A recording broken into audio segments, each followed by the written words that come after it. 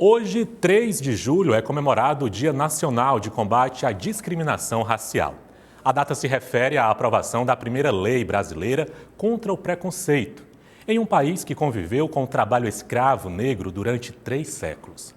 Atualmente, o país vem registrando um aumento de negros nas universidades, porém pesquisas recentes mostram que a maioria de assassinados de pretos e pardos ainda é grande no país. E, claro, existe toda uma luta, um movimento, principalmente para se combater o racismo e a discriminação racial.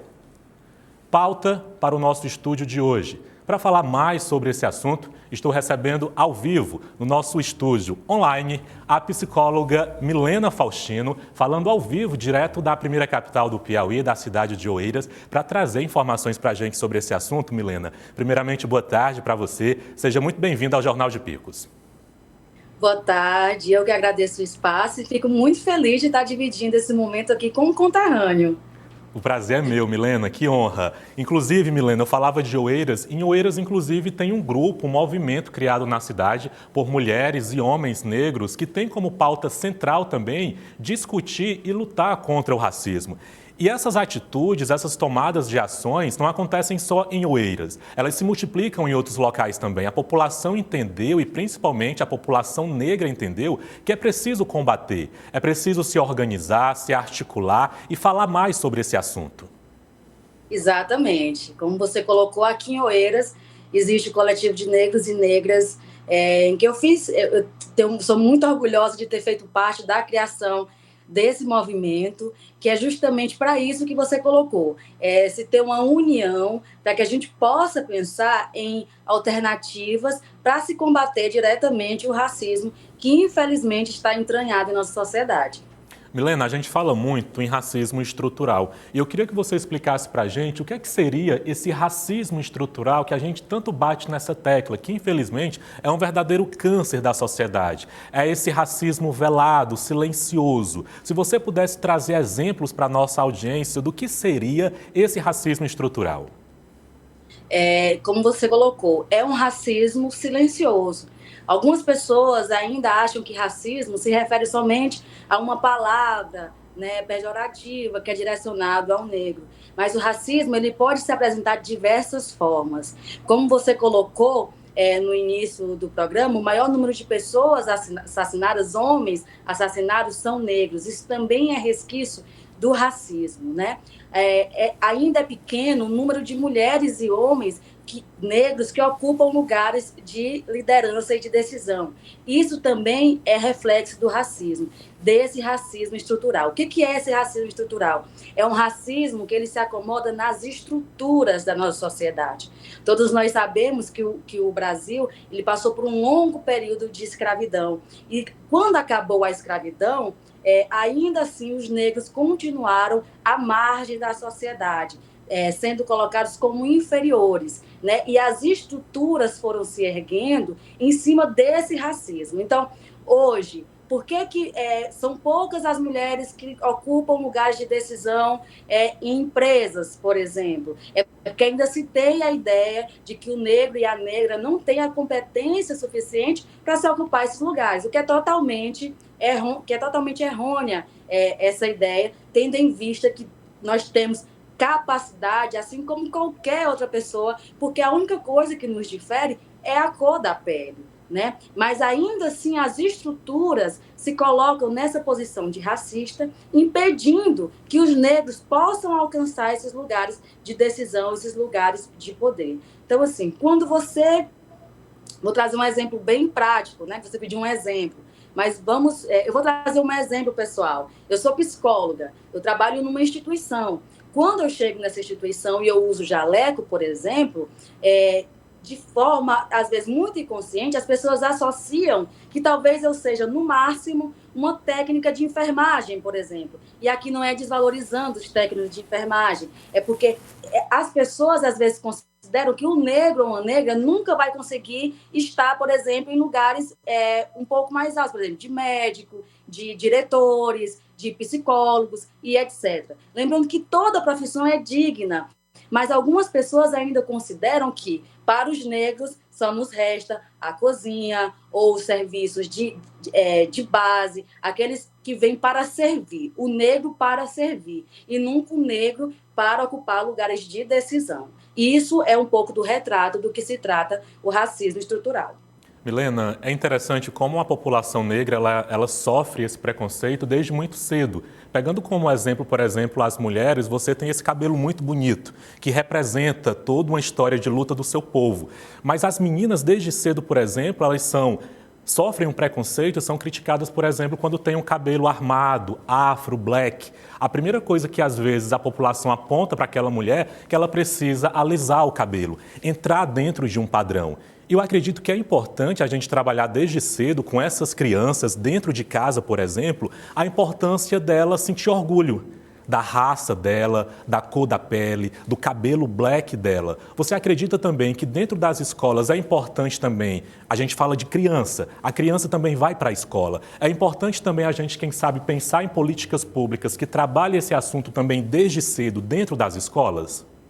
Com toda certeza.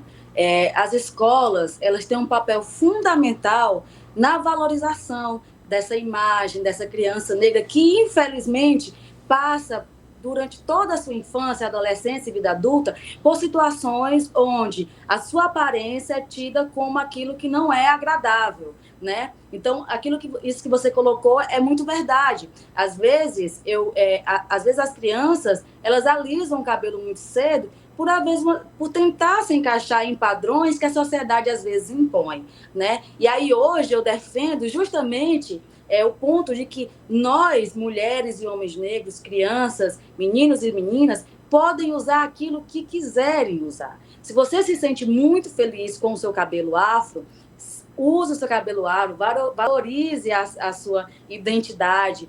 Pais e mães, afirmem a beleza dessa criança, porque a aceitação ela é construída acima da afirmação. Então, quando você afirma que o seu nariz largo é bonito, que o seu cabelo é bonito, que a sua cor é bonita, nós estamos ajudando na construção de adolescentes e adultos cada vez mais seguros de si e da sua negritude. Mas ele também tem o direito de, inclusive, escolher usar o cabelo como quiser, porque essa também é uma face do racismo. Tentar determinar como o negro deve ou não se portar na sociedade. E nós temos a escolha de nos portarmos da maneira que achamos interessante, seja usando o cabelo alisado, seja usando o cabelo crespo. O importante é compreender que negros e negras também têm o poder de escolha na sociedade de ser como quiser ser. Milena, vou aproveitar então esse gancho da sua fala de poder. A gente sabe que cada vez mais se discute a necessidade da população negra ocupar esses espaços de poder. A citar, por exemplo, a universidade, que é um espaço de construção de poder. A data de hoje a gente discute tudo isso. Luta, militância, preconceito, avanço nessa luta. Se você pudesse falar para mim, para toda a audiência do Jornal de Picos, onde é que a gente precisa avançar mais? A gente já avançou, mas é pouco. A gente tem que avançar mais. No Piauí, por exemplo, onde é que a gente precisa avançar, criar estratégias, falar de política pública para a gente, quem sabe, tentar diminuir esse preconceito? Nós precisamos avançar no que se refere à educação afro-brasileira nas escolas, por exemplo, para que os nossos alunos eles tenham conhecimento da história que faz parte do Brasil, né? E da história do povo negro, que não começa na escravidão, né? A escravidão é só uma parte de uma página do livro gigante que compõe a história do negro, do povo negro. Então, é importante que a gente faça esse fortalecimento na educação. É importante também que haja políticas públicas voltadas para que esses espaços de poder e decisão também sejam ocupados por negros e negras, né? É importante que as cotas sejam respeitadas. Então, a gente precisa avançar nesse sentido. E no que se refere aos pais e mães que estão me ouvindo agora, pais e mães de crianças, de adolescentes negros, nós precisamos cada vez mais reforçar a importância de nos reconhecermos enquanto negros e saber que a nossa história é bonita e que não existe vergonha nenhuma nisso, né? Para que a gente também possa, em todo lugar em que estejamos, reafirmar isso para quem esteja nos ouvindo. Sempre que eu me apresento enquanto Milena Faustino, mulher negra, né? Para que as pessoas saibam que eu tenho orgulho da minha cor e que a minha competência ela está relacionada também a tudo aquilo que eu me esforcei, apesar do racismo. Porque o racismo também tem essa armadilha de tentar nos impedir, né? Eu me formei numa universidade pública federal e na minha sala tinham poucos negros. Eu tinha poucos professores negros, por exemplo. Então, isso também mostra do quanto a gente precisa avançar dentro das instituições, seja aumentando o número de professores negros, seja trabalhando muito mais a história do negro e da negra no país, enfim, buscando meios de realmente reafirmar a nossa negritude e a beleza do povo negro, que tanto contribuiu para a construção do nosso país. Conversamos com Milena Faustino, psicóloga, mulher negra, nesse dia 3 de julho, dia de combate ao preconceito racial. Milena, queria agradecer a sua participação. Eu que agradeço o espaço, meu amigo, eu estou aqui à disposição para que a gente possa falar sobre esse assunto e tantos outros, né, que estão relacionados à saúde mental, porque o racismo também afeta diretamente a saúde mental da população negra. Obrigado, Milena. Forte abraço e tchau, tchau.